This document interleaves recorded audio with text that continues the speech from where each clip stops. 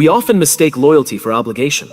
We assume that if someone signs a contract, accepts a job, or joins a subscription, we've earned their long-term commitment. But commitment isn't built on logistics. It's built on emotion. Just because someone shows up doesn't mean they're truly present. It's just because they haven't left doesn't mean they want to stay. People don't stay because they signed up. They stay because they feel connected. At the heart of that connection is trust. Trust is the emotional glue that binds people to people, not people to companies.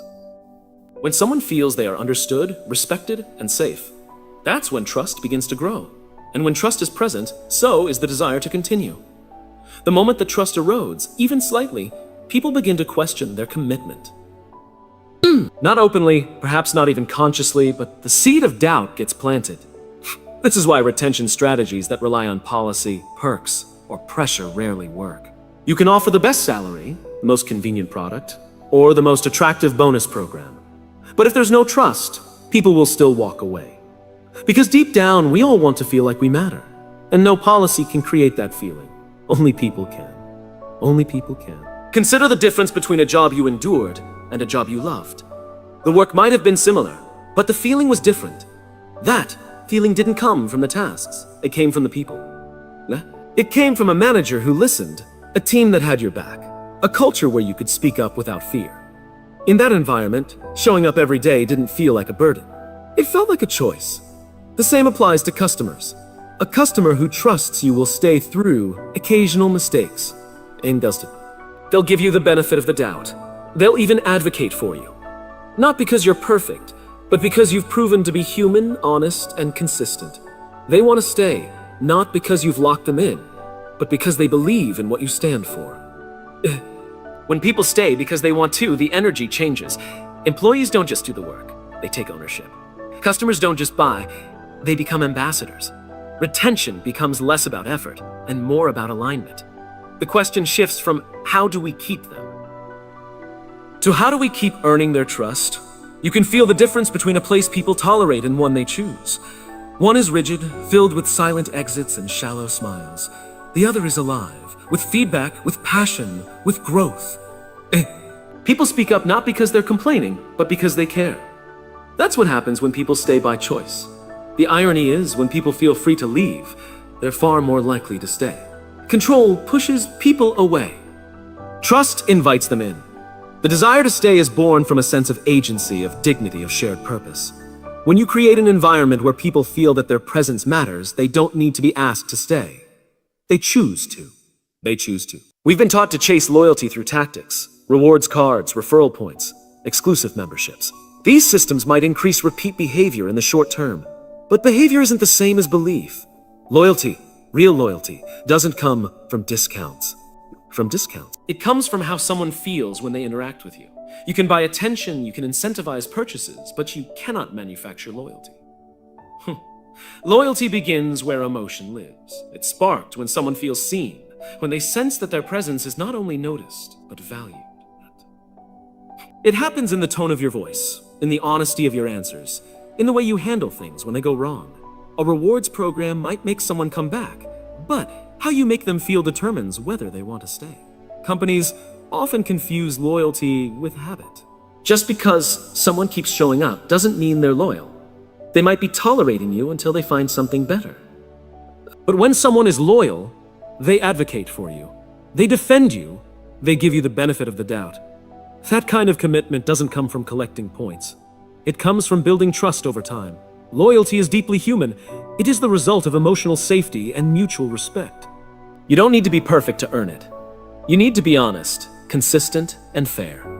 People are loyal to brands that treat them the way they want to be treated. Not with gimmicks, but with genuine care. That care is what creates the emotional bond that no competitor can easily disrupt. Think about the brands, people, or communities you're loyal to. Chances are, it's not because they gave you something free. It's because they gave you something meaningful. Maybe they helped you in a hard moment. Maybe they made you feel like you belonged. That feeling creates emotional roots, and once those are planted, it takes a lot to pull them out. The same is true in teams. Employees aren't loyal because of ping-pong tables or catered lunches. They're loyal because they feel trusted, respected, and supported. Loyalty grows in environments where people know they can speak freely, fail safely, and grow consistently. You can't offer that in a welcome package. You build it every single day. There's a reason loyal customers will wait in line, pay a premium, or forgive a mistake.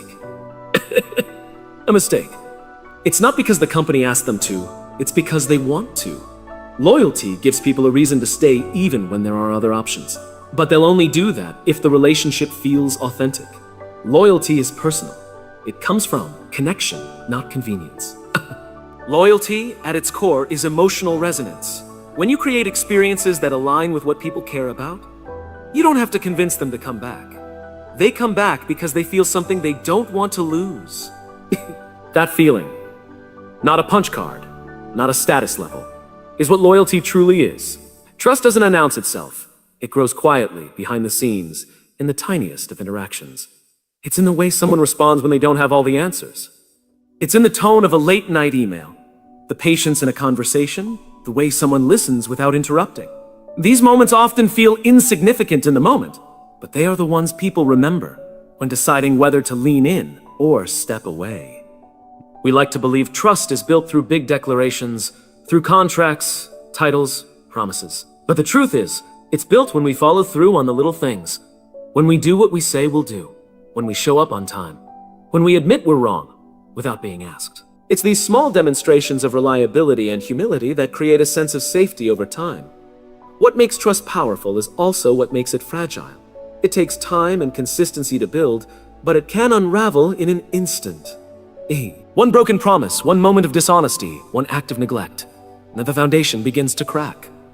People don't always tell you when that shift happens. They just start pulling away, quietly protecting themselves from disappointment. This is why awareness matters. It's not just what we do when people are watching, but how we behave when they're not. Integrity isn't performance, it's practice. Trust is earned when people see us act with the same values, whether the room is full or empty. These small, often invisible choices are what give trust its strength. In relationships, personal or professional, trust isn't requested, it's noticed. People don't believe you because you asked them to. They believe you because over time, you've shown them they can.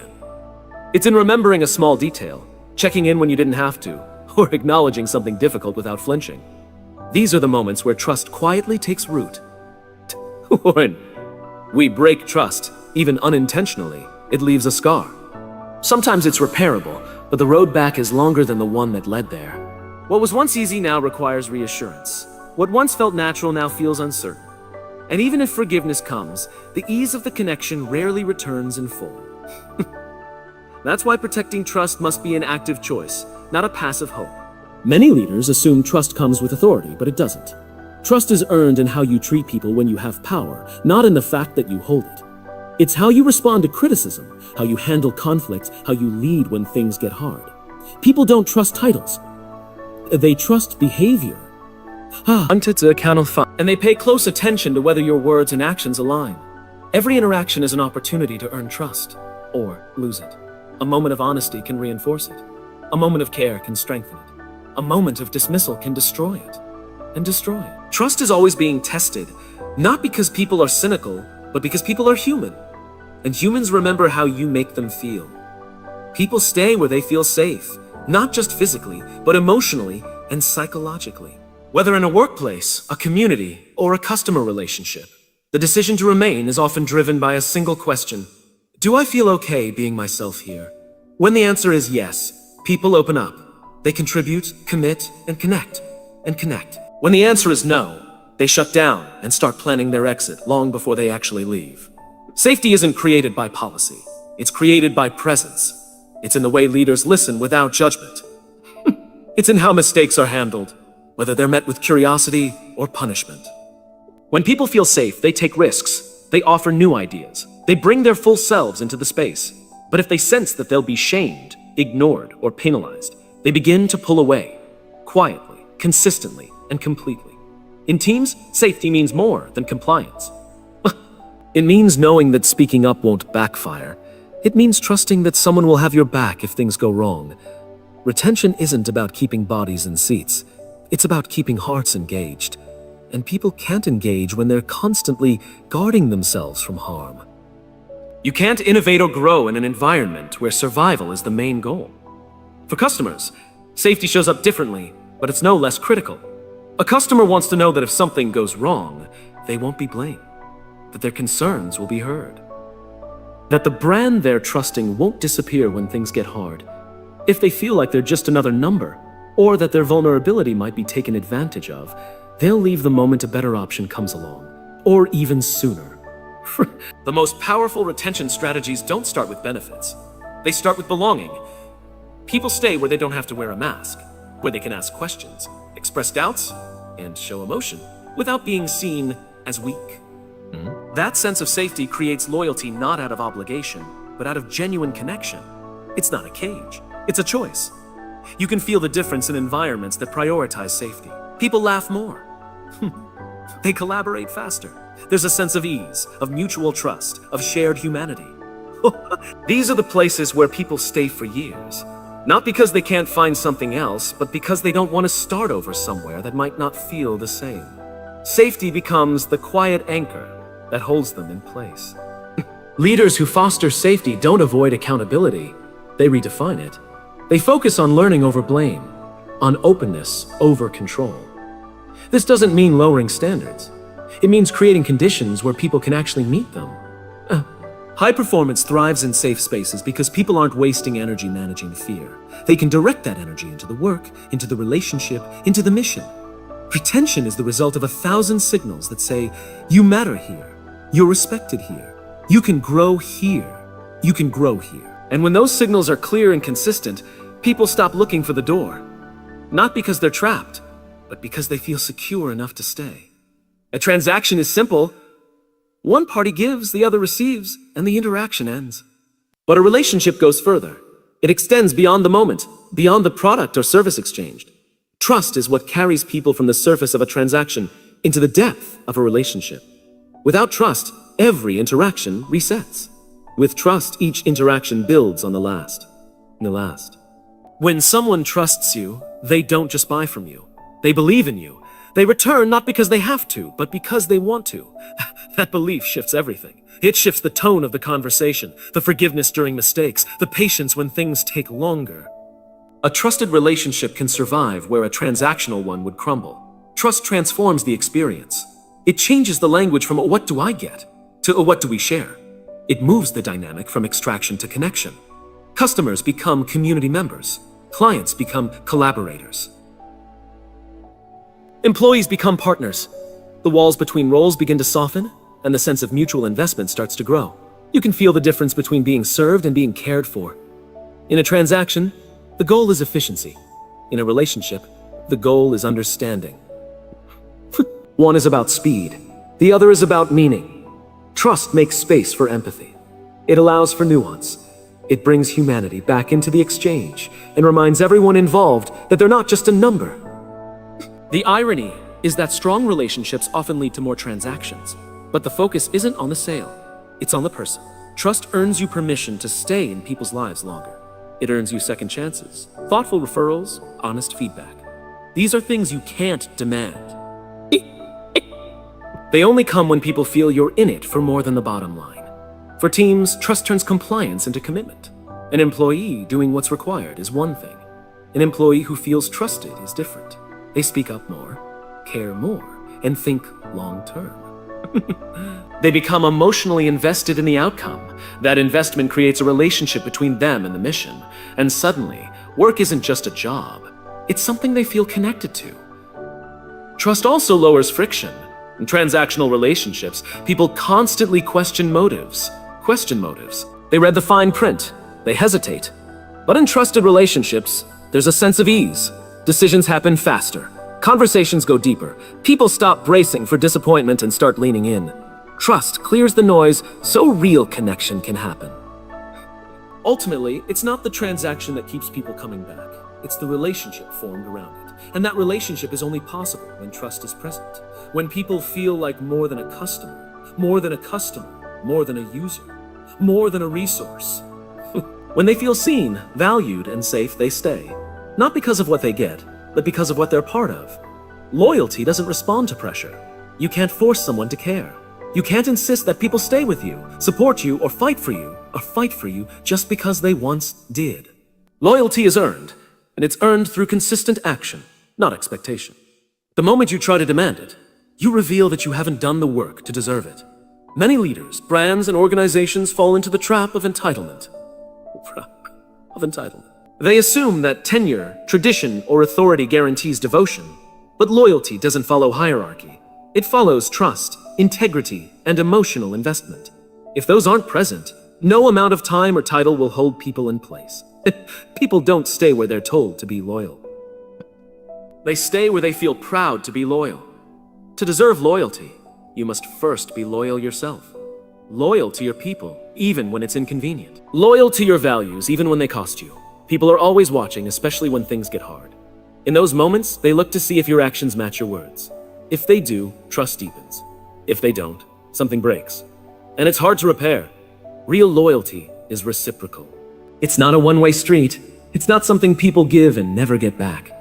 When someone feels defended, protected, and supported over time, they naturally want to give that same energy in return. It becomes a mutual commitment. And that kind of loyalty can't be bought. It must be built through honesty, courage, and care. You earn loyalty by being reliable when no one is checking, by doing the right thing when it's not profitable, by listening when it would be easier to walk away. These choices, the quiet, everyday ones, are what form the foundation of lasting commitment. People don't become loyal overnight. They become loyal over time, through a series of moments that consistently prove who you are. Loyalty is also about memory. People remember how they felt around you.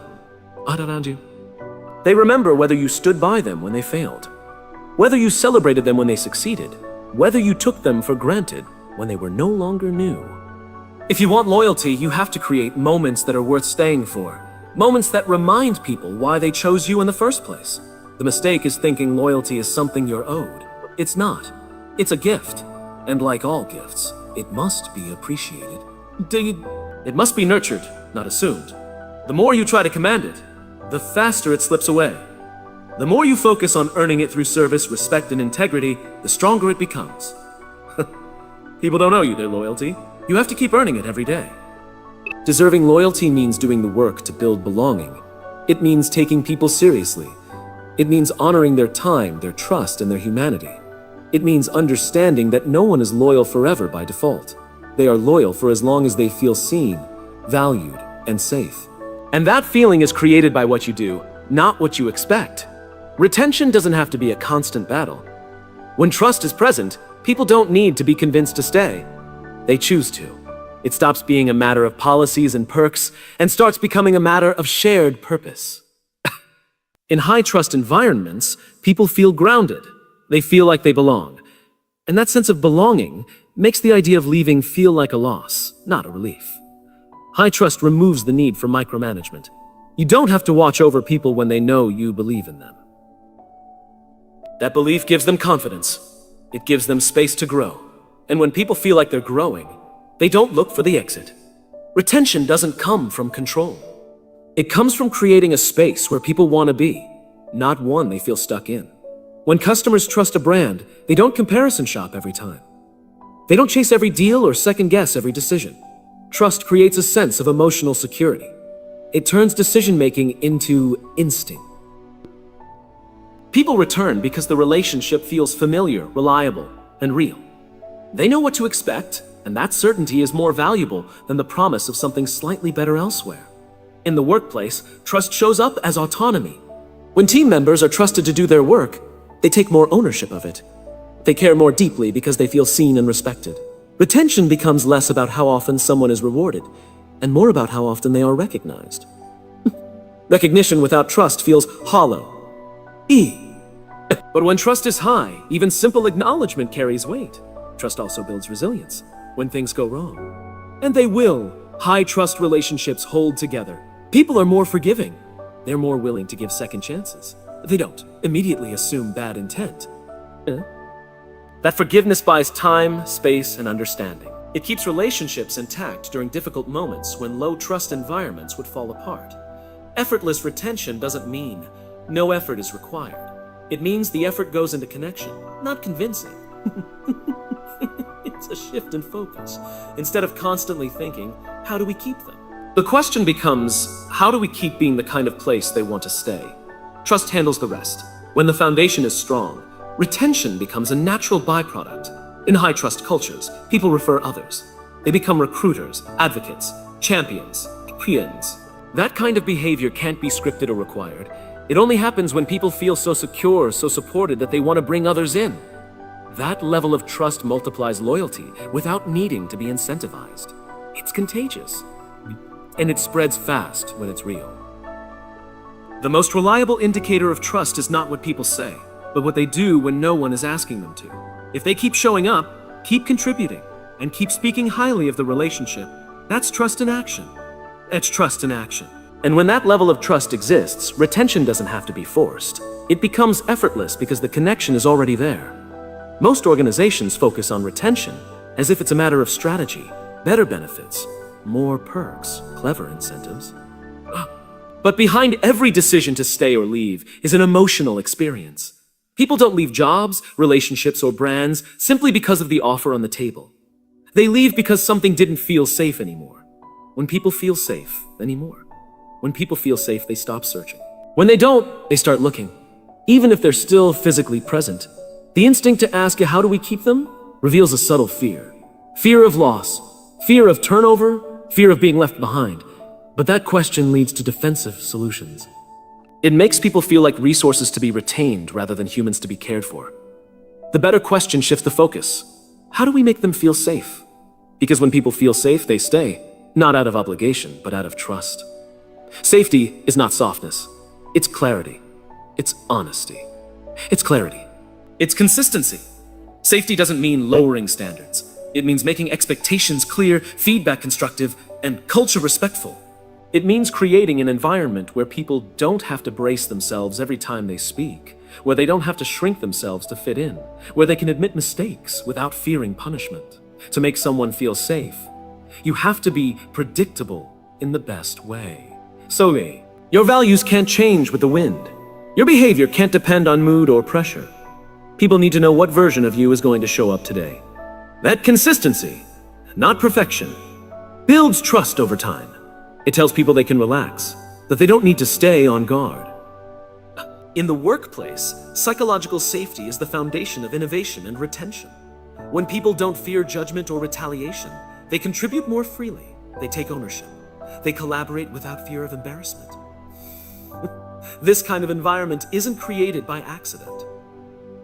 It's built intentionally through daily behaviors, starting with how leaders listen and how they respond when things go wrong. Customers also seek safety. Just physical safety, but emotional and financial safety. They want to know that if something fails, they won't be blamed or ignored. They want to feel confident that the company they're investing in is acting in good faith. If they feel unsafe, misled, manipulated, or disrespected, they'll walk away, regardless of how good the product might be. Safety is felt more than it is measured. It shows up in tone of voice, body language, policies, and the little moments no one sees. It's in how people are spoken about when they're not in the room. It's in how differences are handled, how feedback is received, how conflict is resolved. The feeling of safety comes from the repeated experience of being respected and understood, even in difficult situations. When you stop trying to keep people and start working to make them feel safe, something changes. The energy shifts from pressure to trust, from control to connection. Connection. People who feel safe don't need to be held on to. They hold on themselves because they found something rare, a place where they don't have to guard themselves to belong.